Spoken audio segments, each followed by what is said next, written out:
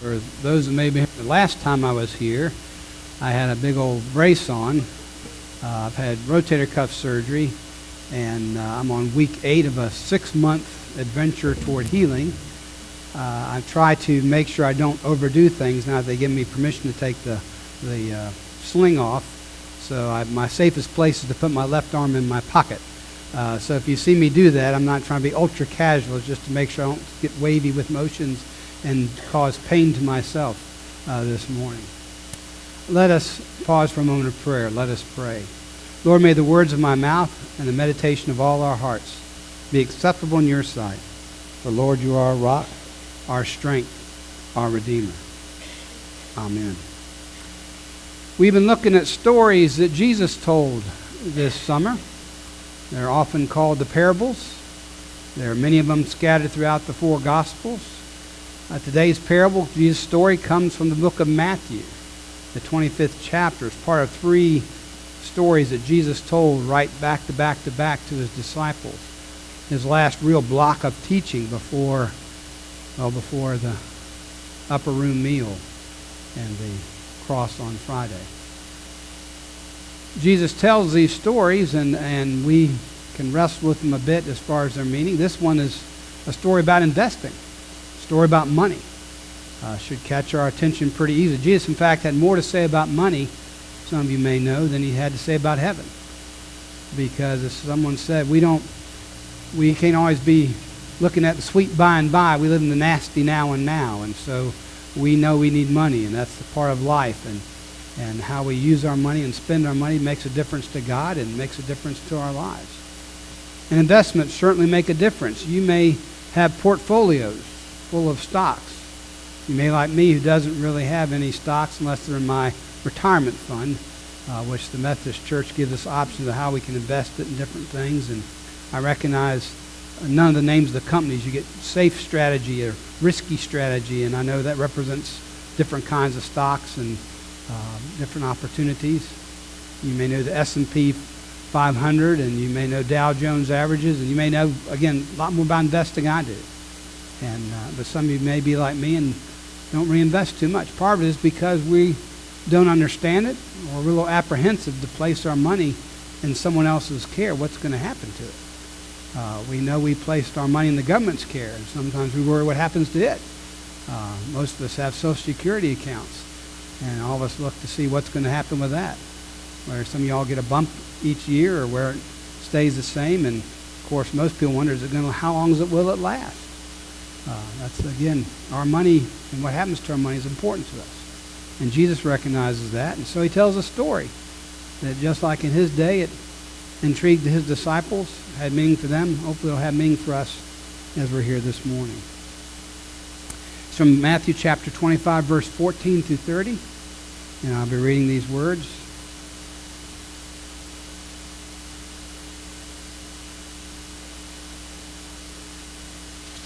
Of the page. Let me get there. Okay. Again, it'll be like a man going on a journey who called his servants and entrusted his property to them. To one he gave 5 talents of money, to another 2 talents, and to another 1 talent, each according to his ability. Then he went on his journey. The man who'd received the 5 talents went at once and put his money to work and gained 5 more. So also the one with 2 talents gained 2 more. But the man who received the 1 talent, he went off and dug a hole in the ground and hid his master's money. After a long time, the master of those servants returned and settled accounts with them. The man who had received the 5 talents brought out the other 5, and Master, he said, you entrusted me with 5 talents. See, I've gained 5 more. His master replied, well done, good and faithful servant. You have been faithful with a few things. I'll put you in charge of many things. Come and share your master's happiness. The man with the 2 talents also came. Master, you entrusted me with 2 talents. See, I've gained you 2 more. His master replied, well done, good and faithful servant. You've been faithful with a few things. I'll put you in charge of many things. Come and share your master's happiness. Then the man who had received the 1 talent came.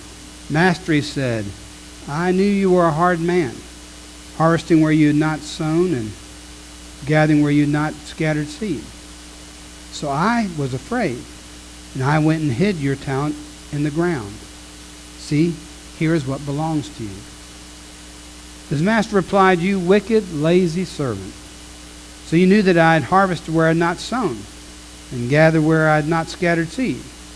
Well, then you should have put my money on deposit with the bankers, so that when I returned, I would have at least received it back with interest. Take the talent from the one and give it to him who has 10 talents. For everyone who has, more will be given. And whoever has an abundance, and he will have an abundance. Whoever does not have, even what he has will be taken from him. And throw this worthless servant outside into the darkness. There will be weeping and gnashing of teeth." Strong word. It's one of the parables of judgment, of how God looks at things and how we have to give an account. That story, there were 3 servants who were chosen by their master before he went on his journey and entrusted with the master's money. One was given 5 talents. Now, a talent is not a coin we recognize. In fact, often you hear this sermon at stewardship time, and they talk about talents, and we think of abilities. Talent does have that meaning for us, as a ability, that people have different skills and abilities. And some people are, in the words of a baseball player, 5-tool athletes. Remember a 5-tool baseball player? He could hit, run, field, throw, and hit for power. That's a 5 to have all those abilities. And we know certainly in life there are people who can do lots of different things. They can sing, they can dance, they can write music, or they can write stories, or they can speak well or teach well. Or some do have the ability to earn money well. That's a talent, and everybody has. But the talents Jesus is talking about, not talking about talents and abilities. He's talking about money. That's a sermon for another time. He's talking about money. A talent in Jesus' day was 6,000 denarii. Does that clear it up for you? Well, a denarii was a day's wage. You worked a day for a man, you get a denarii. We'll say it's $100 just to make it simple. Probably worth a little bit more in today's money. But they get a day's wage. So 6,000 denarii, 6,000 days' wages made up a talent. And so that man would have all that money. The one who got 5 talents got roughly about 30-some years worth of work.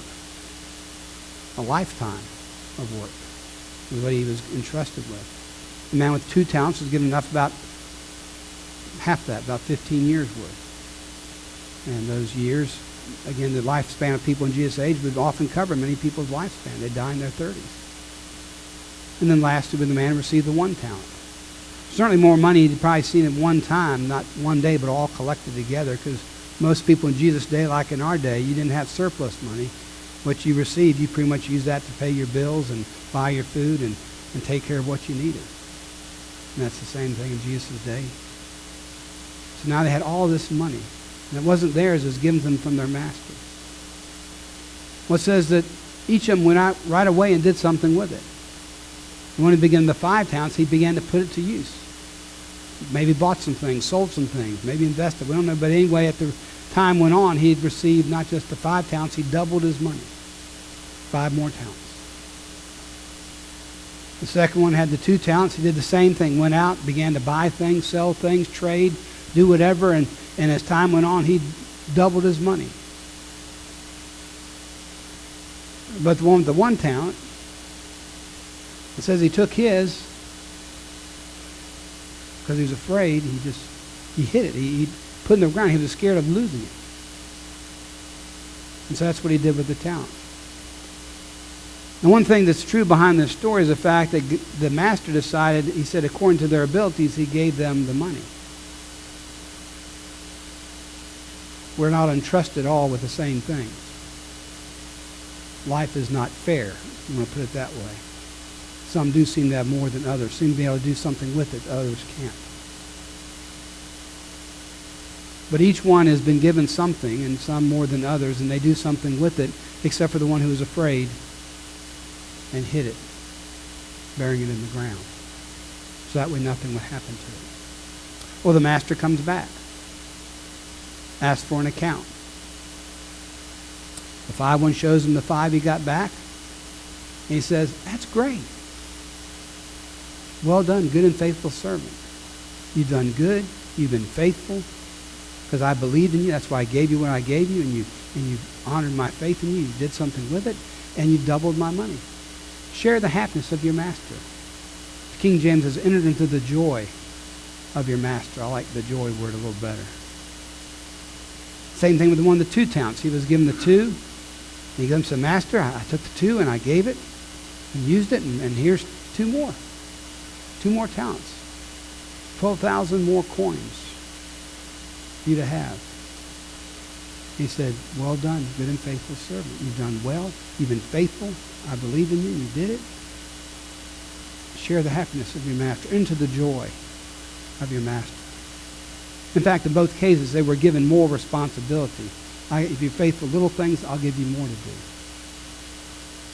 Then was that last guy with that one little coin, that talent. He goes, Master, I knew you were a hard man. I knew that you took things, you gathered things where you had not sown things. You reaped where you hadn't scattered seed. You made demands. You took things. You required them. And that's how you were. And so, rather than lose what you had, I kept it safe. I hid it. And here is what's yours. And the master called him both lazy and faithless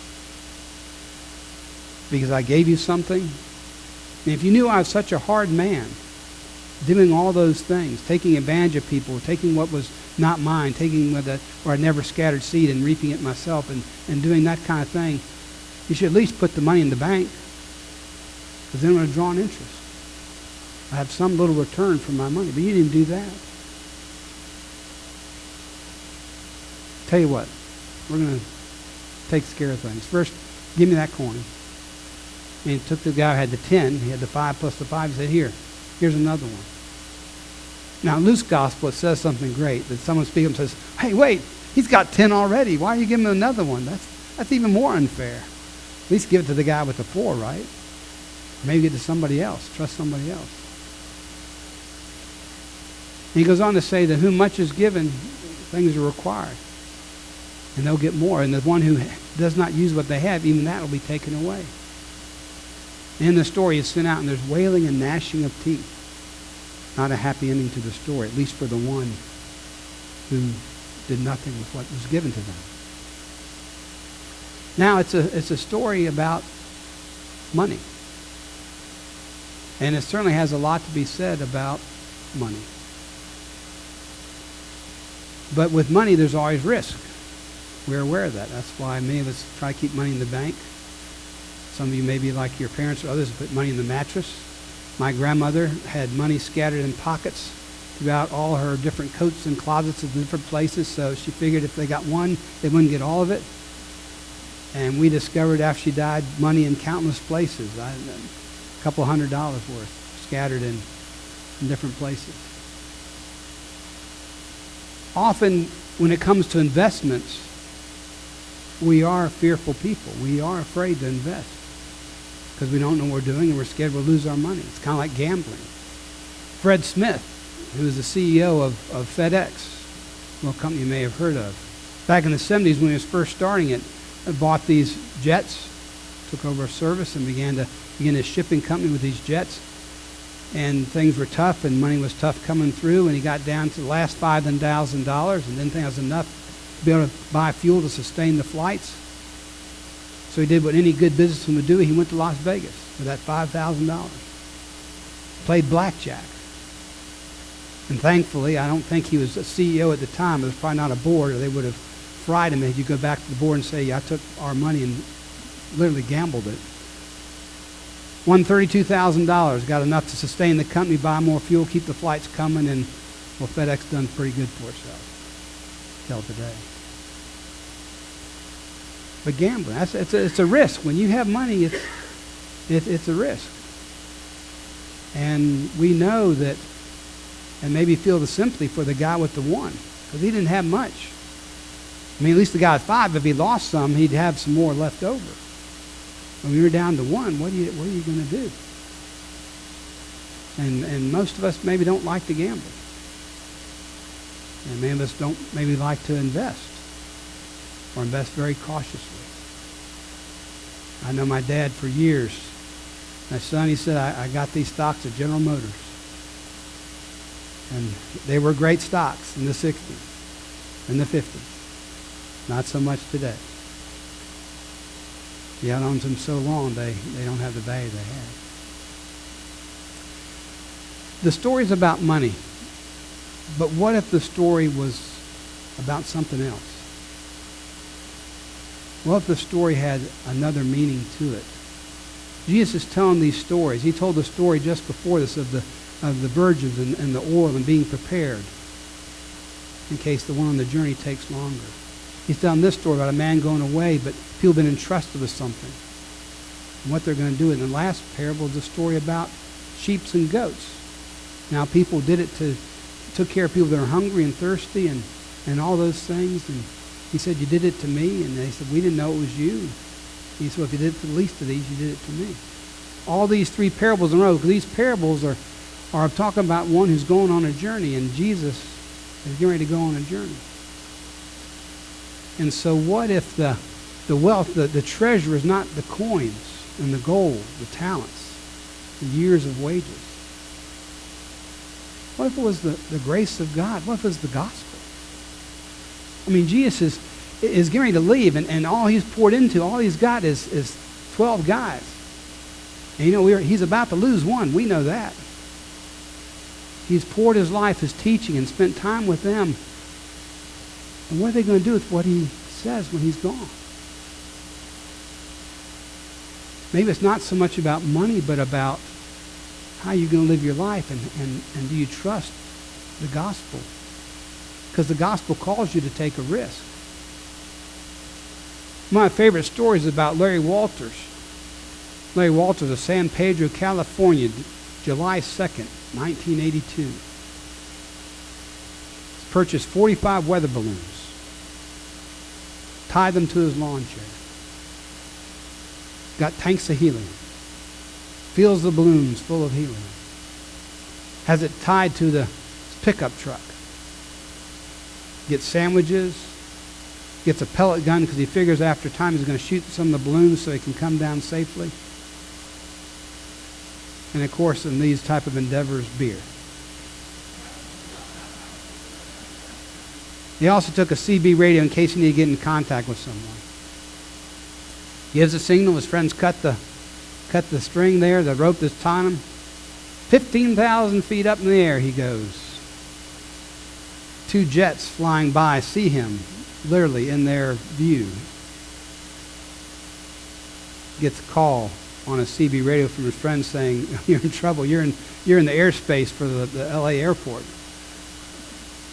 Well, he shoots a few balloons and drops a little bit, and then he drops his gun.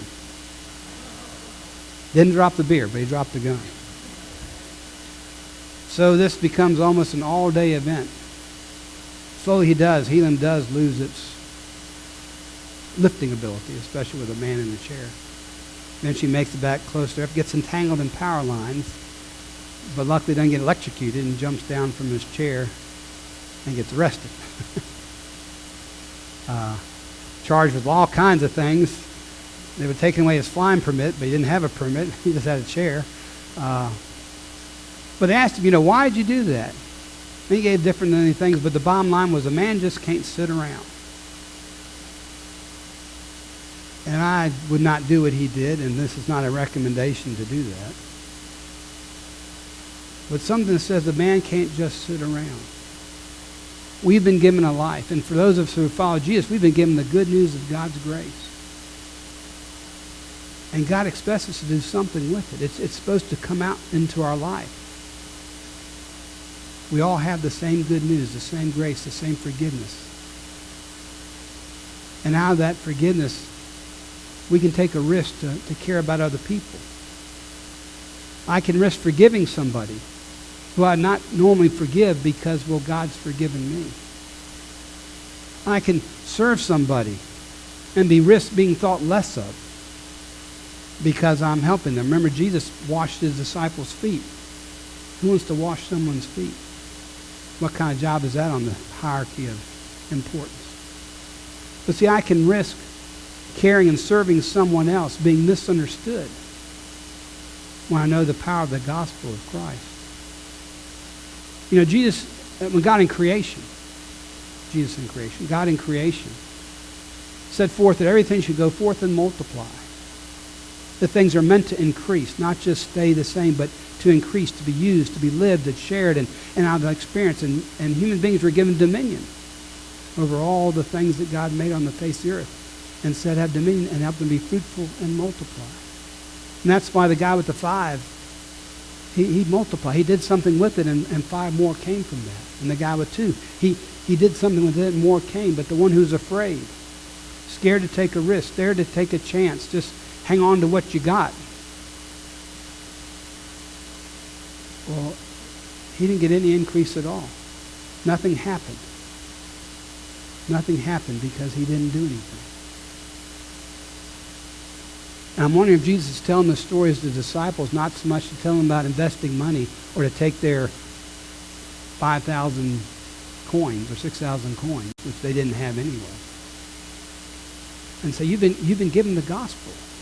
You've been given the good news that people need. And Jesus says, go and make disciples. That's multiplication, to have what I have rub off on other people and to share what I have that they too might receive it.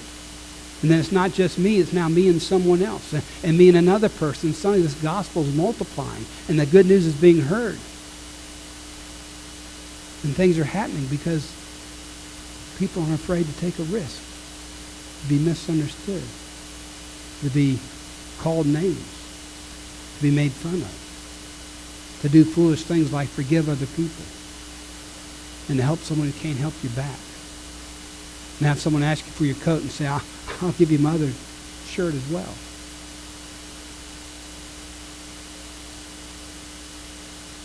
We have a life to live. We've got the good news of God's love that we've received. But the question is, what are we doing with it? Does it make a difference in our life? If it makes a difference in our life, it's going to show out to other people that it might make a difference in their life. But if we don't, if we keep silent, if we keep it to ourselves, we say, I don't want to take the risk, don't want to be made fun of, I'll just keep it hid, then we may be surprised what God has to say about that someday. Because his love wasn't given to keep it to ourselves. His forgiveness wasn't given just that we might be forgiven, but that we might become the conduits, the channels, the servants, like in the story, who've been entrusted to share and to give and to take the risk and to make a difference and to share in the joy that God has when people's lives are touched, when the good news is shared, when people learn about his love, when someone who's hungry is fed and someone who's thirsty is given something to drink, someone who's naked is clothed, someone in prison, they've done the wrong things. Who cares about the prisoners? But someone's visited. And someone who's sick and forgotten, who cares about those people? We're busy people. We got things to do. We got agendas and schedules. I got a daytimer. And stops to see someone else. And we get nothing out of it. There's nothing to be gained except God's love is shared. And God's kingdom's increased. And someone has a little bit of God's grace rubbed off on them. It just might catch hold in them. And especially since we don't ever realize how many people are watching us to see what we do and see what we say. And you might hear something and see something because we're not hiding. We're investing. We talk about how you spent your Saturday, how you're investing your time. We use those expressions about money in terms of our life. What are we doing with the gospel of Christ? What are we doing with the good news that God's given us? I pray we may take the risk to share it and give it and live it each and every day. Let us pray. Lord, it's a hard word to think of how we handle our money. We're already anxious enough about that. But Lord, the good news is we don't have to worry so much about our money as we need to concentrate on you. You promised to help take care of us, provide for our needs. But life's a risk. Not only that no one comes out of it alive, but because there's choices to be made and things to be done. Lord, help us be people who are investors, who see opportunity and see people in need, who seize opportunities. And let your grace work into us and through us, that might be received by others. And multiplication may take place. Fruit be grown. Lives change. Your kingdom come and your will be done. Thank you, Lord, for entrusting us, thinking and believing in us. Help us do well and share your joy. In Jesus' name, amen.